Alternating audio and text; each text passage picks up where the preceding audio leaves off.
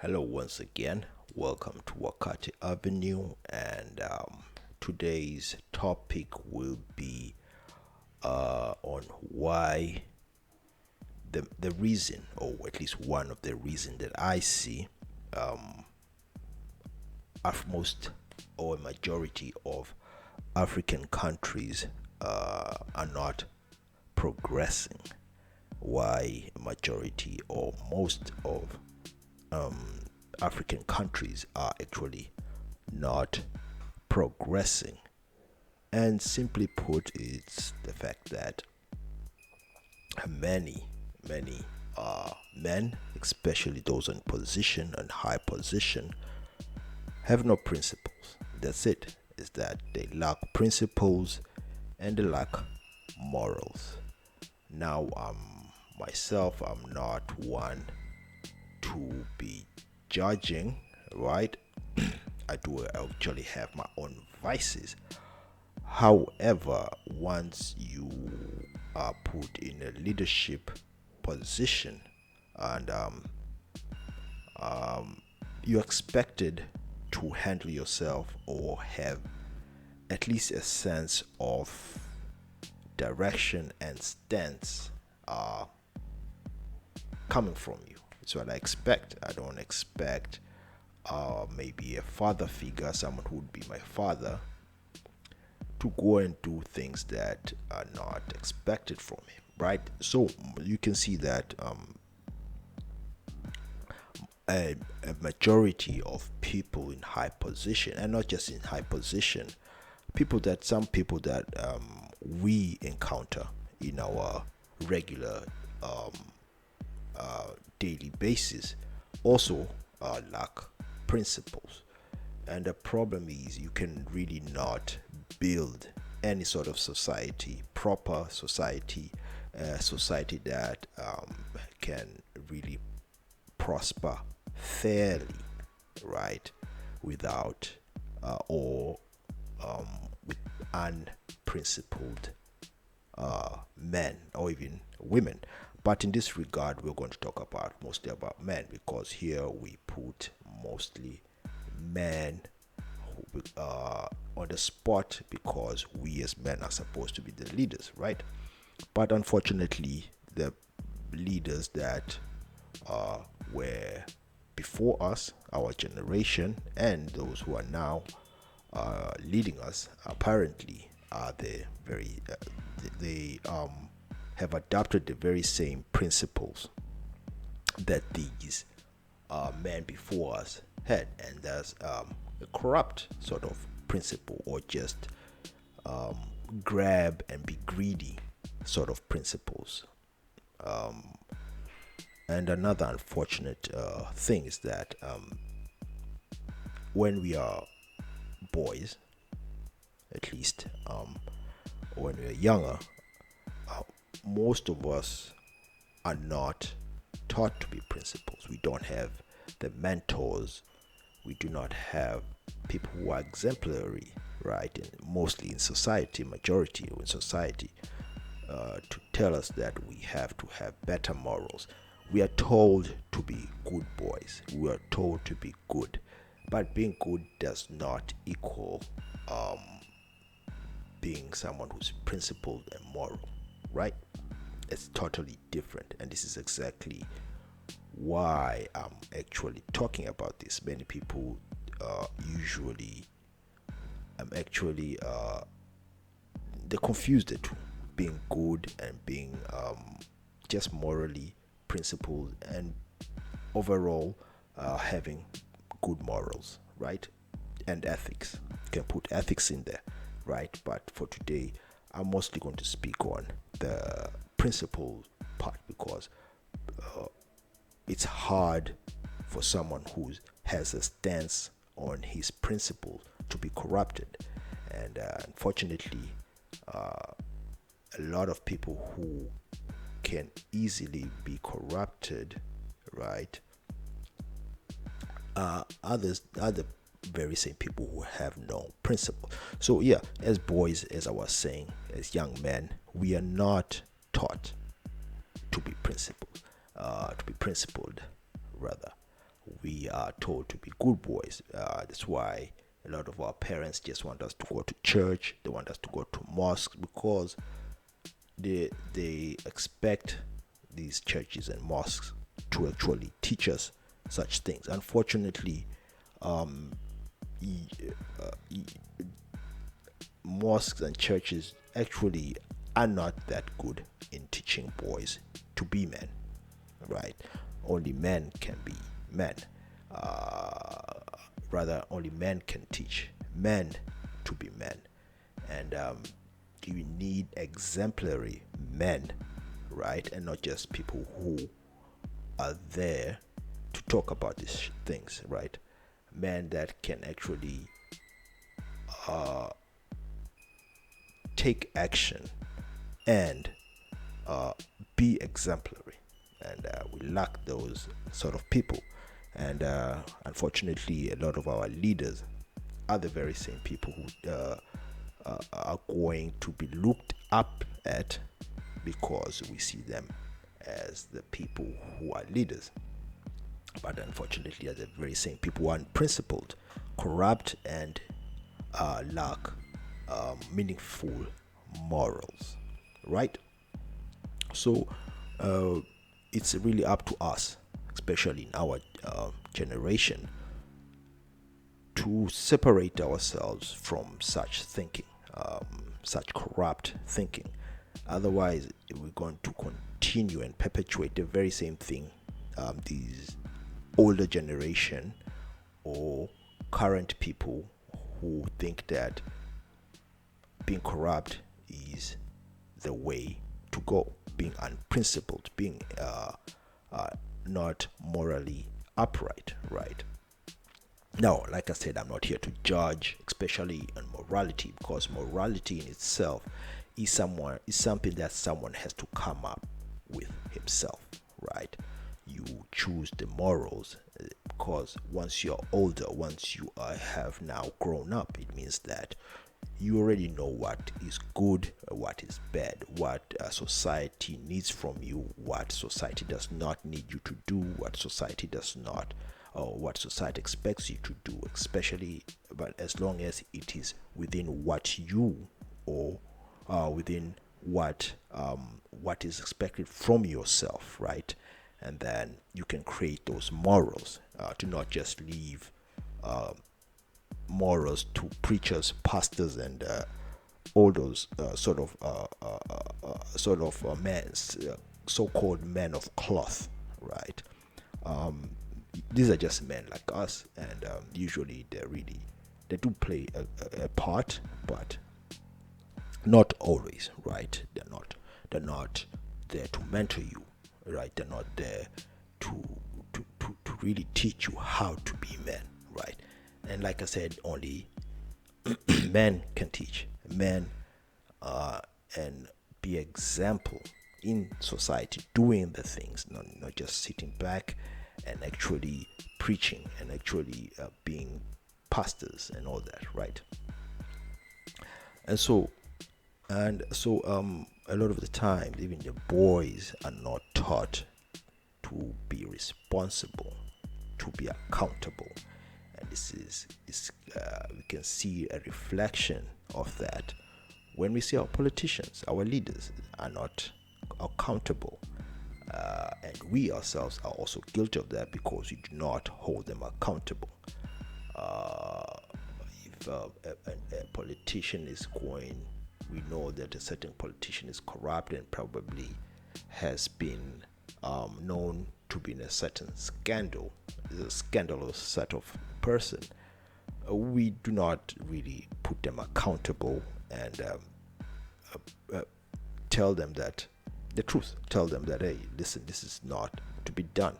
And bringing that back to our men of cloth, so called men of cloth, these are the pastors, the preachers, the prophets, and the sheikhs, right? The sort of the leaders of so-called spirituality, right?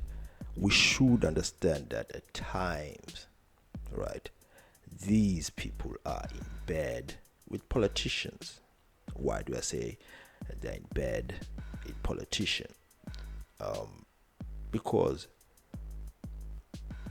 the way a lot of these African countries work, right, or societies at this moment at least, you may find the very same politician, right? I'm going to mostly speak on churches here because this is where I usually used to go and worship, right? You'll find a politician in a church, right? What is he doing? Maybe donating money for sort of whatever is happening in church, maybe a woman's whatever, the women's church gathering and stuff like that.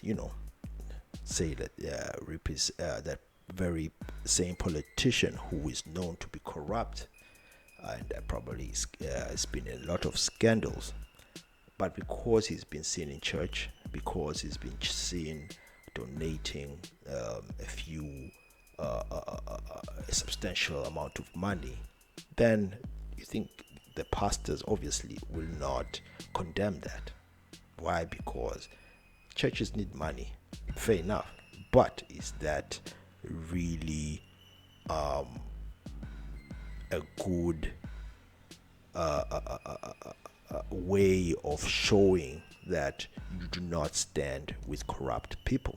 You're going to take the very same money that has been stolen from the taxpayers, right, from these politicians, right, and then these pastors and preachers and whatever they call themselves, the men of cloth, they're going to somewhat sanctify this politician because he donated a substantial amount of money, or because he always goes to church and is cheered up, especially by the congregation, by the women especially.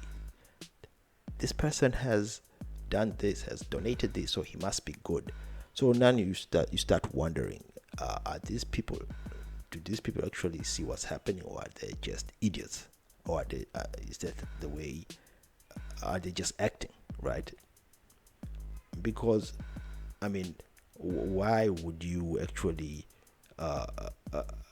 be cheering for someone who has actually stolen? Is a corrupt person, and just because has given that money, the very same money that has been stolen from you, because you're probably a taxpayer, right?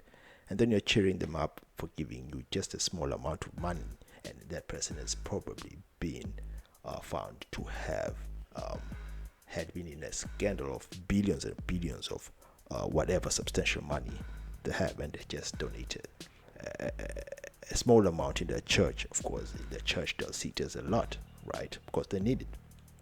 So you can see here the pastors are going to sanctify them and tell them that this politician is clean, he's good, he's a good person. But however, is he principled? Does he have those morals? No, because he actually has not got that money in the decent way, right? And this goes on and on. The next thing, what happens? The very same politician who was found to have been in scandals, multiple scandals, will be voted in. Why? Because idiots will do so, because they do not think. This politician, all he has to do is go to church, go to a mosque, donate, pretend he's a church goer, go with the family, kiss babies, and then pretend he's a good person, and voila, you have him back in, put in by the very same idiots who are going to be crying about these corrupt people. So, as we can see that we have so much unprincipled people, from the churches to the obviously to the government, down to just individuals.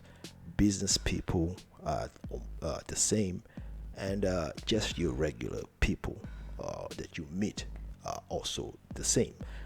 We have so many unprincipled people that progress really will come at a very, very, very slow rate, because unprincipled people just are too corrupt, to bring in progress, right? Uh, Most countries that have progressed will you will find that most of the times they have people who are in the forefront, who are disciplined enough not to be hypocrites, not to be unprincipled. They know what they're doing. They know that they're in leadership positions. They know that if they're going to spend money that's not theirs, then what they're doing is creating a position where they're moving things backwards and not forward, right? And so, as you can see here, that if you cannot stand for something, you will fall for anything. You cannot stand for something, you will fall for anything. And this is why it's important for most of people, most especially men, to have principles so you can stand by them. Yes, though temptations are always there, we always have a time and whereby we are at our weakest, and then we need something, we may need something to go fast and all that, and all, but at the same time all these things do perpetuate corruption, right? However, if you're on principles, you are more likely to fall for such things. And unfortunately, also unprincipled people become greedy. If you're unprincipled, it's tough to be disciplined, and then you become greedy. So you want more than you can even afford. You want things that you cannot afford, and this is why a lot of people just seem to want so much more than they need, right? And usually, and I'm actually talking about those people who want more than they need, but aren't using proper methods of getting what they want, right? If you are a business person and you've worked hard, or even if you're an employee, you've worked hard for what you want. You worked hard to do your job. At your job, you've worked hard and you've got what you want in an honest manner, right? There's really nothing wrong with that. But greediness comes from someone taking advantage of a system, right? Taking advantage of that system, and then knowing very well that what they're taking does not really belong to them, right? Even though they get paid, they probably get paid more than the average person, the average taxpayer, but still they want more, and that's greediness, right? And unprincipled people are just greedy. They just want more than they ever need, and for no reason, because they have a void in them. And now, instead of taking care of that void cannot be taken cared of by consuming. Consumerism does not take care of the void that we have in our life. You may have every single thing that you've ever wanted, but you still feel unfulfilled, and that needs more than just money. That needs more than those cars. It needs more than all those houses. It needs more than that, and you have to find ways to fill that void. You have to find ways to try and find meaningful ways to really contribute to society. That way, at least you can fill that void. But thinking that buying 1,000 cars from corrupt individual or by corrupt means will do that for you, then you will be in for a rude awakening. And in an individual basis, right, the regular person that we meet, the regular person, or just your regular so-called entrepreneur who has no principles, who are always trying to cut corners, who are always want to jump things and not go by the book.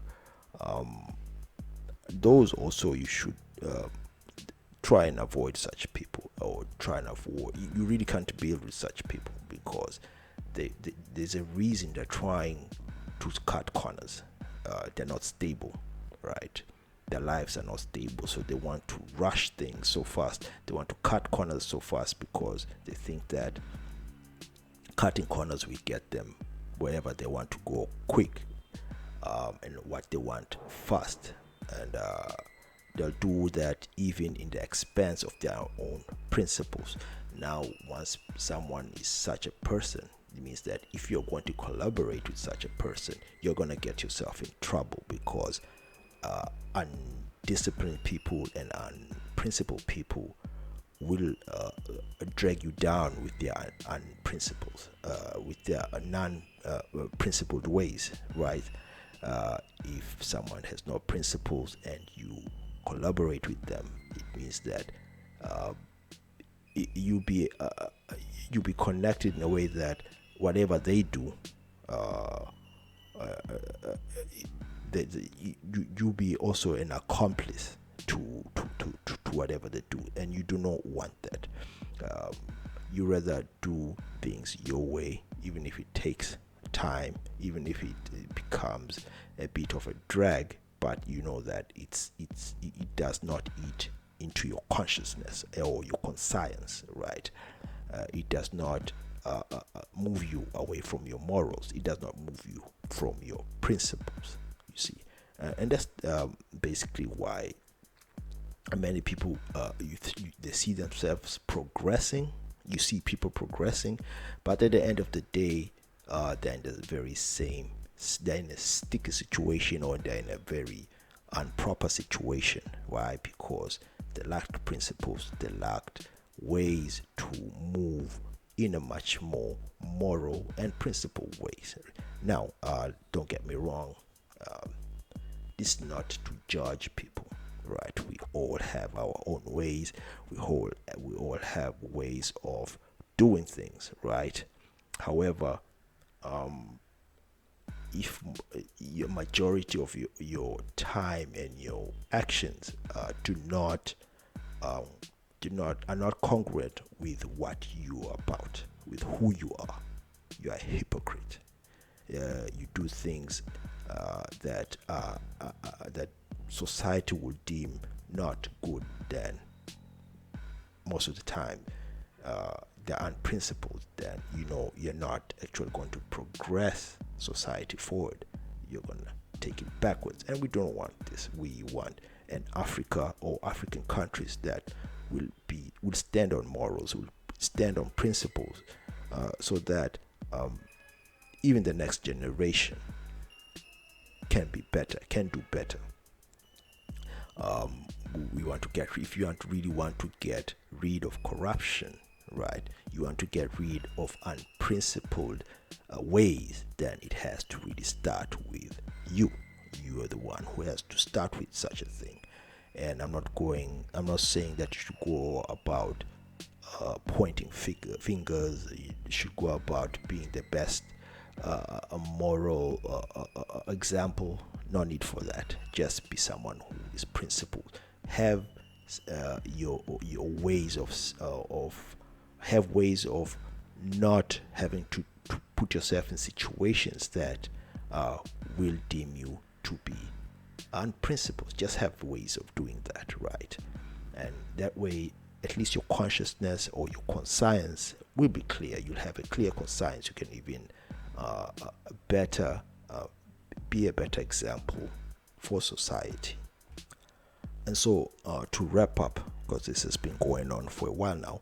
Now, to wrap up, right? I'm going to say that just because someone is reading from the Bible, just because someone is always in church, just because someone prays 5 times a day at the mosque, really does not mean that person is moral, nor does it mean that is the most principled way. Look at people's action, listen to people who are much more principle and have a stance, and that way you will at least know what's good from bad. Learn how to think and really be able to separate the good from what's not good, the good and the bad, right? And not just listen to what feels good or just listen to what sounds good. Most of us just listen to what sounds good. We do not want the truth, and that's the unfortunate truth.